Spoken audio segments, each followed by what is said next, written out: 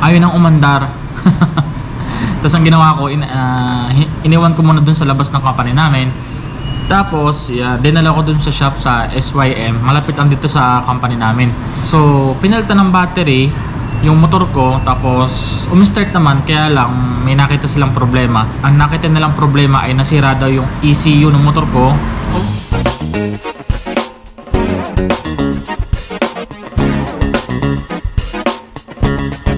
Ayan, maglalaba tayo mga katropa. Pupunta muna tayo sa basement at tayo ilalabas. Dahil day off natin ay maglalaba muna tayo. Alright.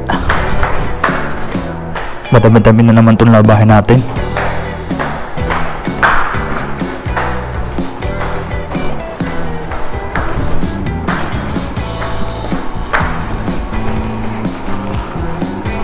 Kaya samahan nyo ako mga tropa. Tara, laba tayo.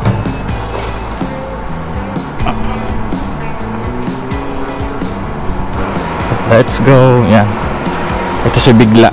Yan. Ang pangalan nga pala itong mga tropa ay si Bigla. Yan. Lagyan na natin itong ating labahin. Tara mga tropa, palabas na ako ng basement.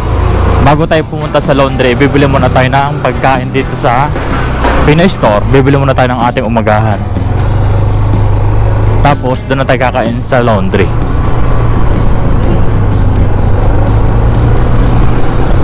Dito nga pala ako nabili ng pagkain. Malapit lang sa dorm namin. Ayan, titingin tayo ng pagkain dito. Ito, may ano, pritong oko yata ito. Chicken, spaghetti, dinuguan. Ito dinuguan. May siomay. 115 at sabaw ng pampas. Sa'yo kuya. Ito po. Ilang price mo? 4 na rice po.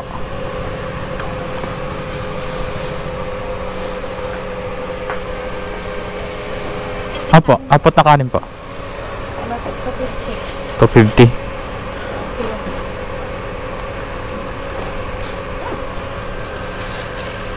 Okay.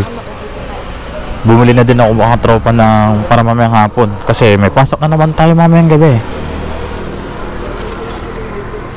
Nakabili na tayo mga tropa ng pagkain natin at pupunta na tayo ngayon ng laundry at para makapaglaban naman tayo. Ayan mga katropa, welcome back po ulit sa aking YouTube channel. Another day off, another vlog po tayo ngayon. Napakaganda ng panahon ngayon mga katropa. Maglalaba muna. Ako ay hindi nagpukusot dahil nga kahapon ay OT ako. So pag wala akong time ay naglo-laundry na lang ako at pinapaikot ko na lang dito sa may labas. Sa labas ako naglalaba mga tropa, hindi ako naglalabas sa may dorm at lagi puno yung laundry. Wala nang space. Malapit lang naman dito yung labahan. Ayan, maganda kasi dito maglaba at meron na ditong USB, pwede magsaksak ng cellphone. Ayan, hindi tayo mahihirapan, hindi tayo malolobat. Tsaka may upuan. Dito na din ako kakain. Ayan, nandito na tayo mga tropa.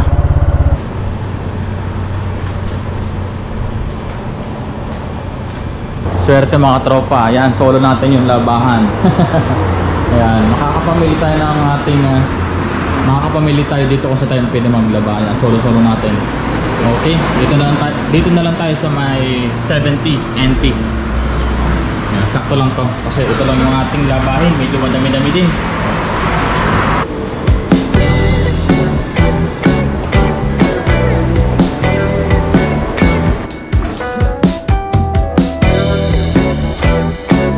Yan, okay na, hulog na tayo ng pera. 70 NT yung laba dito o 70 yung hulog dito, so bukod pa yung dryer.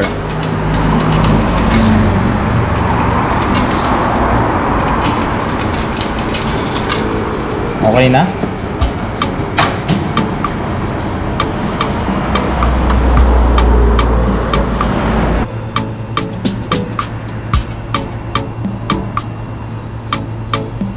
Tapos Tapos na tayo maglaba mga tropa, mag-dryer naman tayo. Tapos kakain na tayo ng ating umagahan. Yan, dito na lang siguro. Siguro mga 25 minutes, okay na.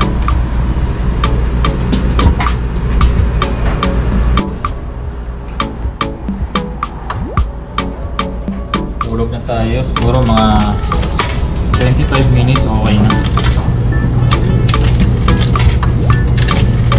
Yun mga tropa, habang naglalaba tayo at nagda-dryer ay tayo kumain muna. Ito yung binili natin pagkain kanina. Yan. Kaya lang may problema. So ang ating ulam ngayon ay dinuguan na baboy. Yan. Tapos ito yung ating kanin. Yan. Kaya lang may problema mga tropa. Nakalimutan kong kumuha ng kutsara doon sa binilhan ko ng pagkain kanina. So yan.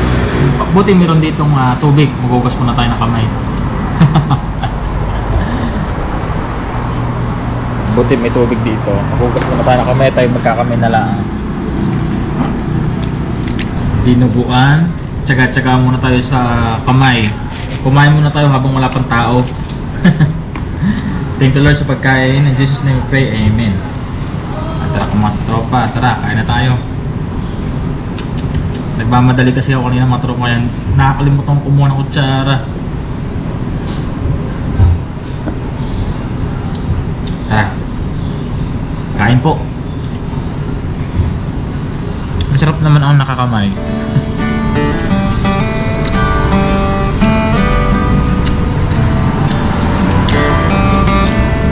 Yun o.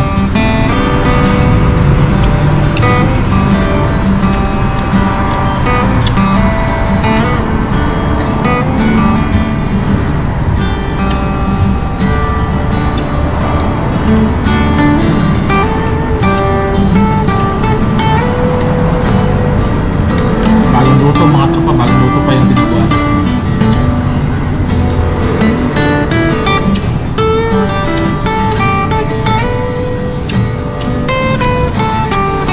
So yun mga tropa, katatapos na natin kumain. Ayan, mag-update lang ako mga tropa doon sa aking motor na si Bigla. Ayan, isang araw kasi nagka-problema yung motor ko. At nung papasok nga ako, tapos nung nag-break time ay nahihirapan na siya umandar. Ayan, pinapandar ko siya pero parang mahina yung power niya. Hindi ko alam kung bakit ganun. Nung isang araw ko pa yung nararamdaman. Tapos pag binubuhay ko yung makina, kung saan naandar pag binubukasan ko yung makina. Tapos sabi ko, kinakabahan ako pa, parang sa susunod na araw hindi na to aandar. So yun na nga. Tapos nung after mag break time ko, pabalik na ako ng basement do sa company namin. Ayun ang umandar. Tapos ang ginawa ko, iniwan ko muna dun sa labas ng company namin. Tapos dinala ko dun sa shop sa SYM. Malapit lang dito sa company namin. Tapos buti may tumulong sa akin na Pinoy. Tinulak ako. Yan. Shout out kay Andy. Yan. Kung mapapanood mong video na to, yan, shout out sa iyo pare. Maraming salamat sa pagtulong mo sa akin. Ayan, tapos dinala ko sa SYM para hindi na ako magtutulak kinabukasan kasi madami na sasakyan. So pinalitan ng battery yung motor ko, tapos umistart naman, kaya lang may nakita silang problema. Ang nakita nilang problema ay nasira daw yung ECU ng motor ko. Yan, napagastos tayo ng day oras. So nasira daw yung ECU ng motor ko at yun nga, nagpa-order ako ng ECU. So goods na, napalitan na yung motor ko ng ECU. Tapos battery. Gumastos din ako ng 4,500 doon sa pagpapagawa ng motor ko. So tapos mga tropa, update ko naman yun sa project ko dito naman sa motor kay Bigla. Doon sa play rings naman ng aking motor. So yun na nga, nagpunta ako doon sa Gangshan. Nakikita ko na yung Ferris wheel. Saan nga mga tropa, mabalik tayo doon ay pag bumili nga daw tayo ng ang bagong play rings ay aabutin ng 6K. Tapos pag gusto ko daw papinturahan dito kay Lauban, dito sa shop ng pinuntahan namin, ay aabutin din ng 8K. Napakalaking gastos mga tropa. So ang gagawin ko ngayon mga tropa ay magtatanong muna ako dito sa mga malapit dito sa Kaohsiung. Oo, sira na. Papatak na yan. Ayun, ay magtatanong muna ako dito mga tropa sa mga Pinoy na nagpipintura. So pag magkakaige, pag maganda ang gawa ng mga Pinoy dito mga tropa, ay gusto ko kasi mga tropa ay tatanggalin yung mismong pintura. tapos saka pipinturahan. Ayan. Kapag hindi tayo nakakita ay baka bumili na lang tayo ng bagong flarings. So yun muna mga katropa sa ngayon. So update naman tayo dun sa ating project na ginagawa para sa ating motor na si Bigla, dun sa flarings na ating pinapakulayan, pinaparepaint. Ayan, at buti may maganda tayong balita. Ayan, at meron tayong recommend sa atin ng mga katropa natin na may kakilala na magpipintura sa ating motor. Bali, ang magpipintura dito kay Bigla ay Pinoy at kasado na at meron ng date kung kailan natin dadalhin. Yan, bali sa October 26 natin dadalhin, October 26 ng hapon natin dadalhin. At dahil yung magpipintura ay mga pang umaga, so bali sa hapon natin dadalhin at pagkalabas nila, nandun na tayo. Tapos hindi ko lang alam kung kailan natin makukuha yung motor. Siguro mga nasa 4 na araw o 5 days natin bago makuha natin yung motor. So baka next month sa November, yan, i-reveal ko mga tropa yung finished product dito kay Bigla. Ayan, titingnan natin, ipapakita ko sa inyo mga tropa yung finished product dito kay Bigla, kung okay ba o recommended ba yung kanilang gawa.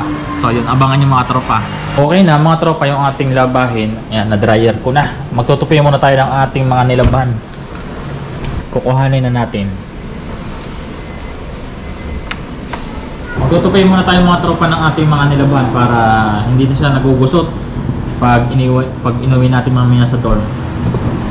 Ayan. So ganito lang mga tropa ang buhay natin dito sa road. Pag wala ng time, naglo-laundry ako kasi mamaya may pasok na naman tayo. So ang ginawa natin kanina, yung day off natin, ay natulog lang tayo magdamag para makabawi ang ating katawan sa pagod. Ayan. So tupin ko muna to mga tropa lahat. Yun mga tropa, alright, tapos na tayo maglaba. Pupunta muna tayo dun sa malapit sa Carrefour. Magtitingin muna tayo ng damit at pupunta tayo sa isang araw sa Taoyuan para meron ako maisuot. Hindi na nga ako nakapunta ng 10-10 at dahil nga may pasok ako noong isang araw. Tapos pag nakakita tayo ng damit ay bibili lang tayo ng mga ilang peraso. Tapos pag hindi ako nakakita dun sa labas ng Carrefour, yun eh, pag hindi ako nakagusto, pag hindi ako nakabili ay magtitingin din tayo dito sa net, dito sa may Carrefour. So mga tropa, tara, let's go. Iba na ang takbo ng aking motor na si Bigla mga tropa. Ang sarap ng gamitin dahil nga ang laki ng pinag-iba nung dati. Dati kasi medyo maganit yung takbo ko nung hindi pa napapunta ng ECU. Nung napalitan na ng ECU, ang ganda na ng takbo, napakaswabe, napaka-smooth. Ayan, dito na tayo sa damit. Yan, dito yun sa ano eh, ito yung shop na sinasabi ko. Ayan, bukas na to, nagbubukas to ng alas 10 ng umaga. Dito ako magtitingin ng damit. Ayan. So mga tropa, pasok na tayo sa loob. Magtitingin ako ng damit dito. Sana makakita ako ng kahit isang peraso or 2 peraso. Ito, meron dito mga tropa, 190 lang. Ayan o, mga ano na to, second hand. May mga tag pa naman, kaya lang bargain na to. Pinapaubos na nila. Ayan o, 100 lang mga tropa. Bili na kayo dito. Lapit lang sa my Carrefour. Ayan o, may mga damit dito. Ano to? Ay, mga t-shirt. Ayan, mga pang araw-araw, pwede na din to mga tropa. Ayan, ito 100 lang din. Cotton siya, cotton. Ito mga tropa, kasi magwi-winter na, napakaraming jacket dito. Ayan o, dami. Puro jacket ang mga tinda. Ayan o, dami. Puro jacket mga tropa. Parang wala yata akong makikita dito mga damit. Magwi-winter na kasi kaya puro jacket na yung mga naka-display. Ang dami oh. Pero magtitingin pa rin tayo dito. May mga sando pa pala eh. Ito mga tropa, may nakita akong t-shirt dito. Yan, may Quintas from free. Siguro kasama to. Ito type ko to eh, black. Kakaiba yung design niya no. Medyo may kupas ng kaunti. Yan, susukat ko to doon mamaya. Let's go. So yung mga tropa, yan, ito na yung nagustuhan ko. So susukatan natin mamaya. Yan, siguro mga isa lang siguro mabibili natin. Wala na akong makakita eh. Pero mga mura mga paninda dito ha. 199 lang yung mga damit. Ayan, 199 lahat. Ito hindi naman lahat. Yung mga 199. Depende sa klase ng damit. So pagka isang araw wala na tong mga t-shirt na to kasi magwi-winter na dito sa Taiwan. Yan, puro jacket na to pagka isang araw. Kaya bili na kayo mga tropa hanggat may mga t-shirt pa. Yan.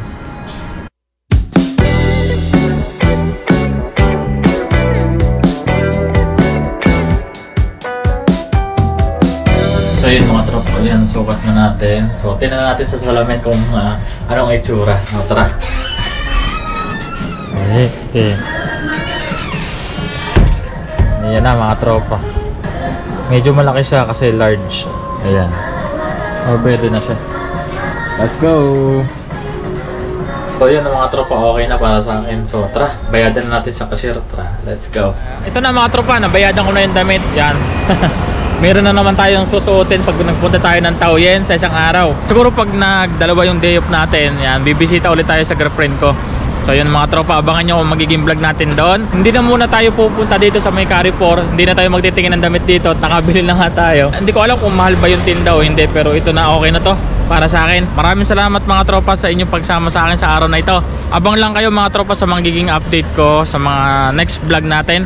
Maraming salamat po sa inyong pong panonood. At kung bago ko pa lang po sa aking YouTube channel, huwag niyo pong kalimutang mag-subscribe at hit mo na din po notification bell para updated po kayo lagi sa mga susunod kong mga upload ng mga video. Maraming salamat po. Yan, tapos na naman po ang ating day off. May pasok na naman po ulit tayo mamaya. So ingat po tayo palagi. Ride safe always. Lara Adventure. Let's go.